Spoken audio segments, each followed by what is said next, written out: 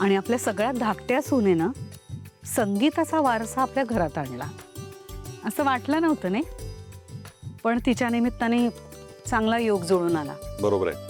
आता व्यवसाय आणि कला यांचा संगम झालाय आपल्या घरी, चांगलीच गोष्ट आहे.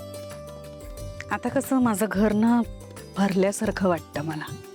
व्यवसाय उत्तम चालू आहे, आपल्या सगळ्या मुलांचं उत्तम चालू आहे. राजकुमार कधी नव्हे तो बरा वागायला लागलाय, म्हणजे आत्ता तरी असंच वाटतंय. सारंग, सोहम यांची गाडी सुद्धा अगदी छान रुळावर आली आहे. तुला सुचवायचंय का काही? सुचवायचंय कशाला, मी तर थेटच बोलते. आता माझ्या घरात कसली कमी असेल तर ती आहे एका बाळाची. हो ते आहेच, पण मला वाटतं तुझी ती इच्छा ही लवकर पूर्ण होईल. ती तर होणारच आहे, पण मला उत्सुकता कसली आहे माहितीये की माझी ही इच्छा सगळ्यात आधी कोण पूर्ण करतंय.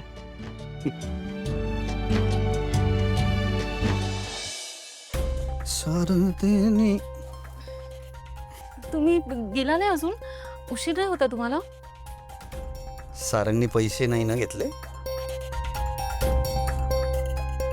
नाही, नाती आडवी आली. येणारच ना, शेवटी व्यवहार वेगळा नाती वेगळी. हो, पण मी व्यवहारच पूर्ण करायला गेले होते ना. तुम्ही सारंगकडून पैसे घेतले, त्यात काहीच चुकीचं नाही आहे, तो तुमचा सख्खा भाऊ आहे. पण चुकून सुद्धा आईंच्या कानावर हे गेलं असतं तर त्यांनी काय विचार केला असता सांगा. या आधी गोष्टी ज्या पद्धतीने घडल्या आहेत आणि आत्ता जो विश्वास तुम्ही कमवला आहे ना, तो एवढ्या छोट्या गोष्टींवरनं तुम्ही गमवलेला मला आवडलं नसतं. तुला असं का वाटलं की सारंग तुझ्याकडनं पैसे घेईन? कारण मी तुमची बायको आहे आणि माझ्या नवऱ्याने उसने घेतलेले पैसे मी परत देतो, ते एवढं सोपं आहे. त्यात चुकीचं काय मला सांगा. आणि संसार आपल्या दोघांचा आहे. एक्झॅक्टली, संसार आपल्या दोघांचा आहे, आपले डिसिजन्स आहेत. या संसाराला आनंदी करण्याचे ही प्रत्येक चॉईस आपली आहे ना. आपणच चॉईस केली की नाही.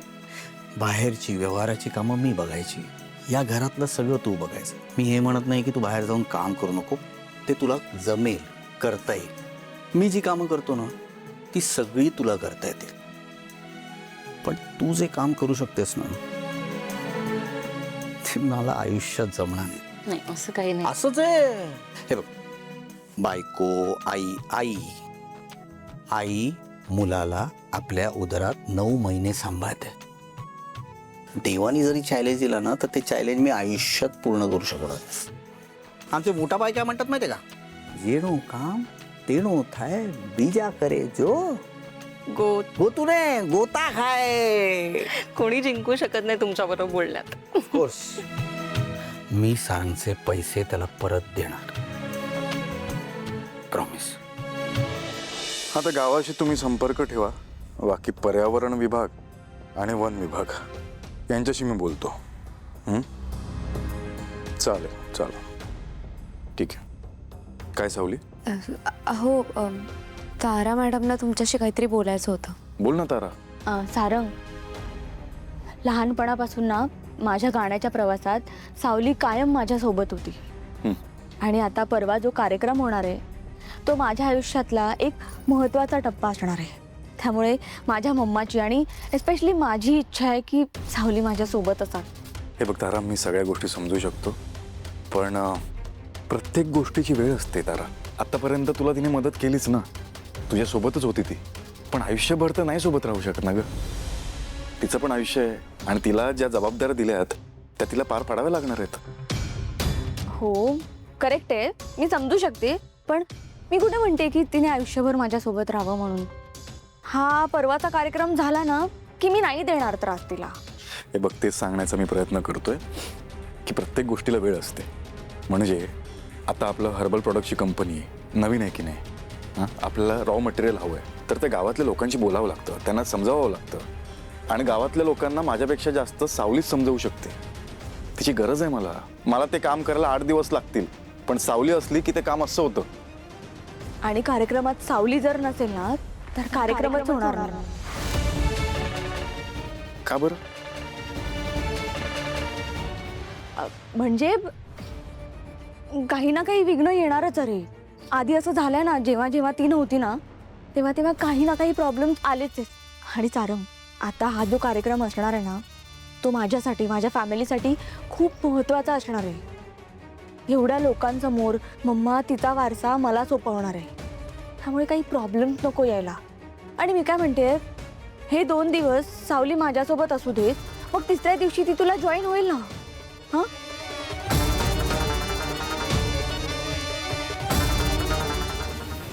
2 दिवस पुरतील? हो पुरतील. जा. फक्त एक गोष्ट लक्षात ठेव, दुसऱ्या दिवशी कार्यक्रम झाल्यानंतर लगेच निघायचं. Thank you so much Sarang.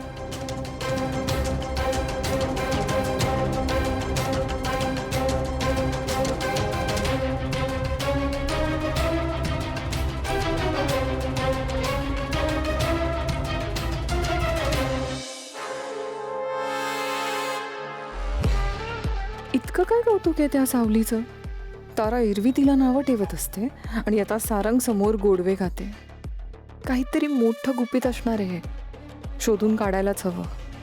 आणि जर का मी सावलीला सारंग सोबत पाठवण्यात यशस्वी झाले तर मग हे गुपित उघडवायला मदत होईल. बघितलंस का काय बातमी दिली आहे? काय बरं? संगीत सम्राज्ञी भैरवी वजे त्यांचा सांगीतिक वारसा त्यांची एकुलती एक लेक तारा मेहेंदळे हिला सोपवणार. मोठा कार्यक्रम आहे. या भैरवीला सुद्धा मानलं पाहिजे.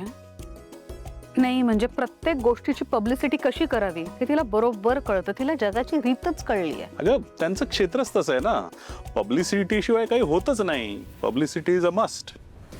मग मला माहिती आहे तुम्हाला आता माझ्याविषयी काहीच वाटत नाही, पण असं कसं वाटतं ना. मला तुझ्याकडे बघितल्यावर पश्चाताप वाटतो.